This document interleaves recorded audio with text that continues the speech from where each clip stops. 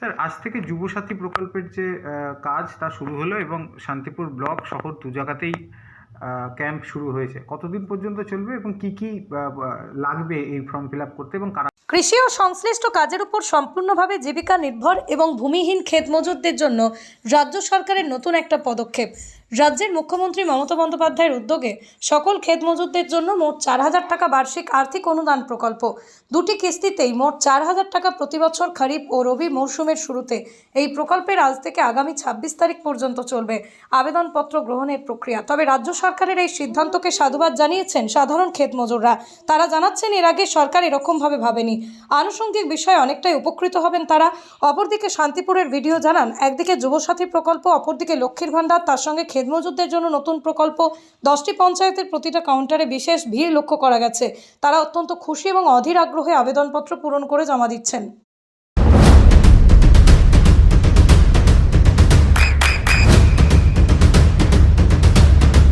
বৃষ্টিতে স্বস্তি।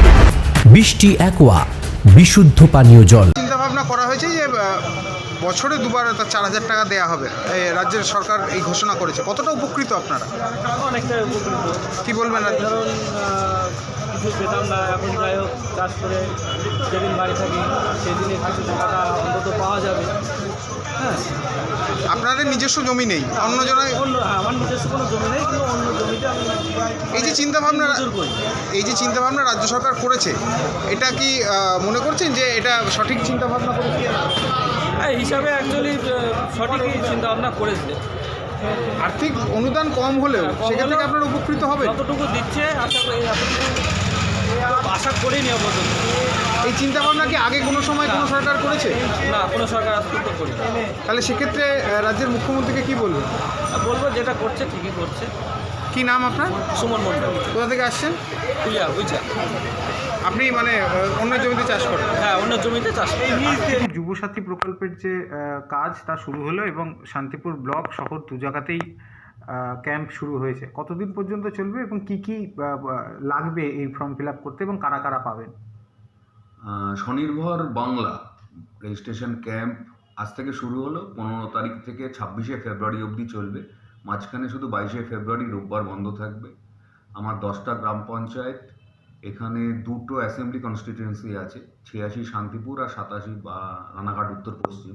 তো 86 গ্রাম পঞ্চায়েতের আলাদা আলাদা ক্যাম্প এবং 87 4টে গ্রাম পঞ্চায়েত আলাদা আলাদা ক্যাম্প এখানে আমাদের ফুলিয়া বিডি অফিসের মধ্যেই হচ্ছে। সকাল থেকে অনেক উৎসাহী যুবক যুবতীর ব্যাপক সাড়া দেখেছি। সকাল থেকেই তারা লাইনে দাঁড়িয়েছে। যুবশ্রীর জন্য তারা ফর্ম জমা করছে। যারা 25 বোনেরা রয়েছে তারা যদি লক্ষ্মীর ভাণ্ডার না পেয়ে থাকে তারাও যুবশ্রীর জন্য করছে। আর কৃষকদের জন্য, ক্ষেত মজুরদের জন্য আলাদা একটা প্রকল্প রয়েছে। এটা 21 থেকে 40 বছর অবধি যারা ক্ষেত মজুর আছে, নিজের জমি নেই এবং কৃষক বন্ধুতে রেজিস্ট্রেশন করতে পারেননি, তারাও জমা করছেন।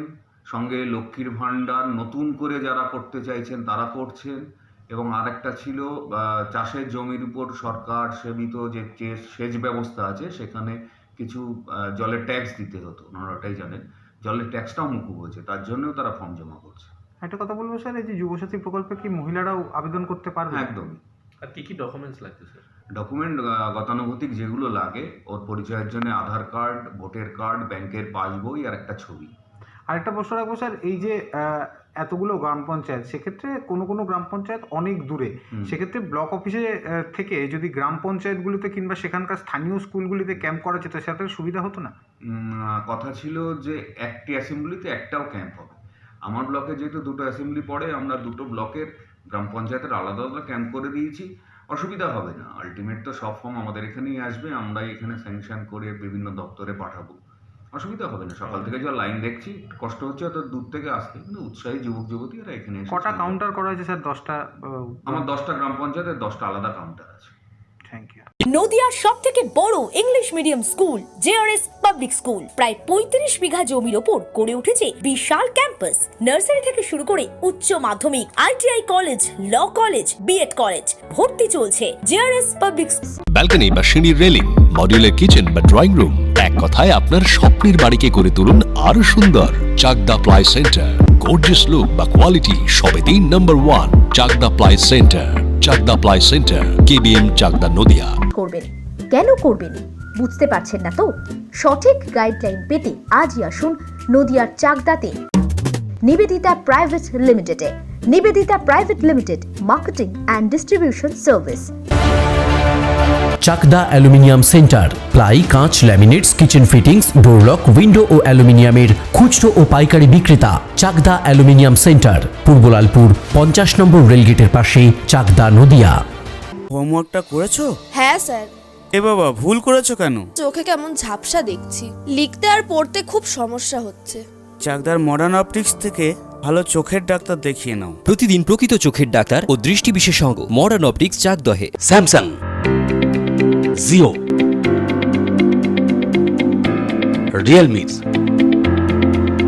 নদিয়ার একমাত্র অথরাইজড ডিস্ট্রিবিউটর ঘোষ কমিউনিকেশন, থানার মোড়, চাকদা। ভাবছেন 3 স্টার ক্যাটাগরিতে কাটাবে? রুম রে মাত্র 1500 টাকা থেকে স্টার, খাওয়া দাওয়া রিজনেবল প্রাইস। নদিয়ার একমাত্র 3 স্টার ক্যাটাগরি হোটেল এনবি সোনার বাংলা হোটেল, কল্যাণী এইমসের ঠিক উল্টো দিকে, কল্যাণী, নদিয়া। নদিয়া জেলার সবথেকে বড় বিল্ডার্স চাকদার মা মনসা বিল্ডার্স, রড ও সিমেন্টের পাইকারি ও খুচরো বিক্রেতা। মা মনসা বিল্ডার্স, পদ্মবিলা, চাকদা, নদিয়া। রড কেনাকাটায় থাকছে ডিসকাউন্ট অফার। মা মনসা